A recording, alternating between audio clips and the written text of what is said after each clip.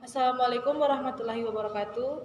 Kami dari kelompok 4 ingin mempresentasikan hasil diskusi kami, yaitu tentang Human Information Processing, beban kerja mental, dan human error. Diajukan untuk memenuhi tugas mata kuliah dengan dosen pengampu Bapak Hairil Akbar, Sarjana Kesehatan Masyarakat, Magister Epidemiologi, dengan anggota Anissa Uli Cahyanihula, Renata Cecilia Sumito, Safitri Potabuga, Siti Arifka Paputungan, Trilia Adati, Audita Mukoago, dan Berni Tilaar.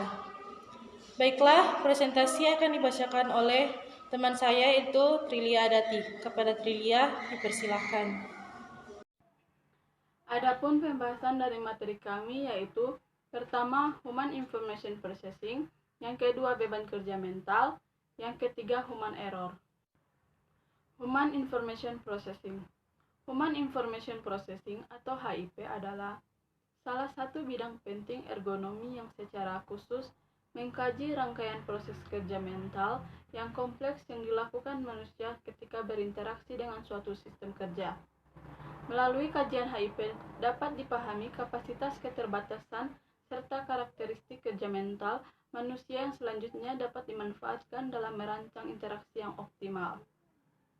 Selanjutnya akan dibacakan oleh teman saya, Renata Cecilia Sumito.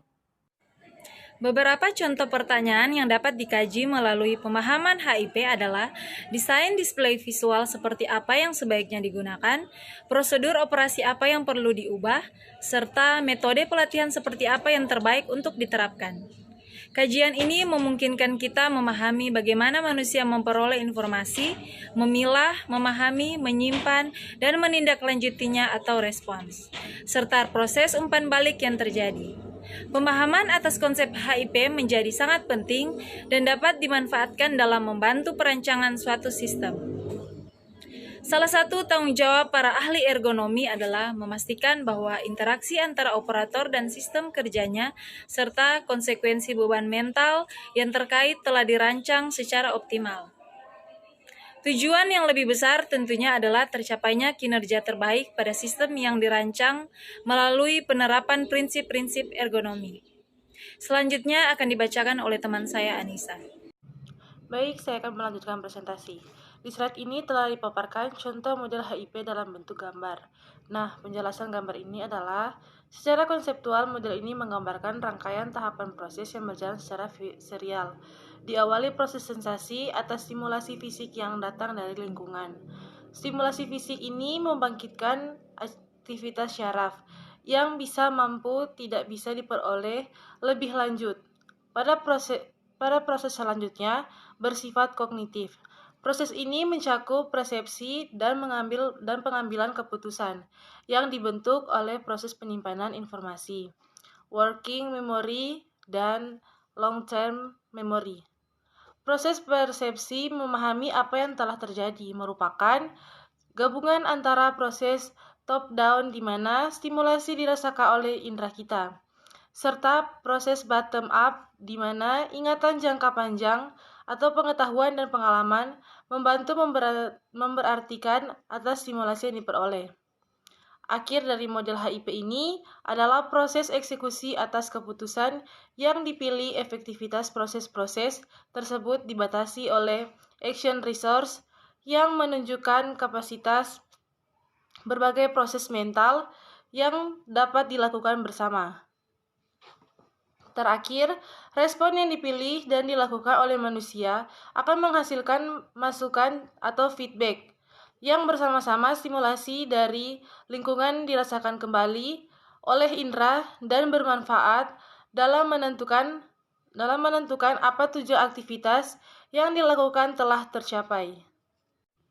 Selanjutnya penjelasan tentang beban kerja mental. Pengertian dasar setelah memahami model yang menjelaskan bagaimana rangkaian proses kognitif berlangsung. Salah satu implikasi penting dalam ergonomi adalah mengevaluasi besarnya beban kerja yang bersifat mental ini. Asumsi yang diajukan oleh para penelitian ergonomi adalah proses mental dapat dievaluasi secara kuantitatif dan hasilnya dapat digunakan untuk menemukan seberapa besar seseorang operator terbebani oleh aktivitas non-fisik ini. Selanjutnya, presentasi akan dilanjutkan oleh rekan saya, yaitu Siti Arifah Pemotongan. Pada akhirnya, sistem kerja dapat dirancang sedemikian rupa sehingga beban mental menjadi optimal. Tidak terlalu sedikit sehingga menyebabkan kebosanan maupun tidak berlebihan, sehingga bisa menurunkan performansi kerja mental. Tidak dirancang dengan baik dapat menyebabkan terjadinya sejumlah efek buruk seperti perasaan lelah, kebosanan, serta berkurangnya kehati-hatian dan kesadaran dalam melakukan suatu pekerjaan. Materi selanjutnya akan dibacakan oleh Safitri Patabuga. Selanjutnya, human error didefinisikan sebagai suatu keputusan atau tindakan yang mengurangi atau berpotensial untuk mengurangi efektivitas, keamanan, atau performansi suatu sistem.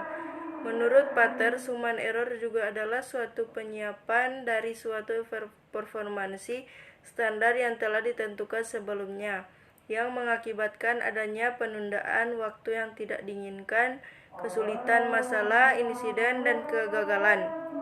Selanjutnya, hubungan lingkungan kerja fisik dan human error.